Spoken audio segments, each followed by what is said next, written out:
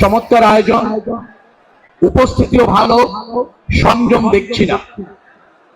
কারণ ইফতারের আগ মুহূর্তে যদি এতটুকু সময় আমরা শৃঙ্খলা রাখতে না জানি, তারপরে হলো ছাত্র দলের ইফতার মাহফিল, সেখানে যদি এরকম কিছুটা বিশৃঙ্খলা থাকে, সংযম না থাকে, সংযমের মাসে বছরটা কিভাবে যাবে? অতএব মুমিন মুত্তাকি হওয়ার একটা চেষ্টা রমজানে আমাদের থাকা উচিত, এবং এটা আমাদের জন্য অবধারিত। রাষ্ট্রের জন্য ওই শক্তি কল্যাণকর যে শক্তি মুমিন এবং মুত্তাকি, যে শক্তি সংযমী, যে শক্তি নিজেকে পরিশোধিত করবার জন্য মাহে রমজানকে কাজে লাগায়।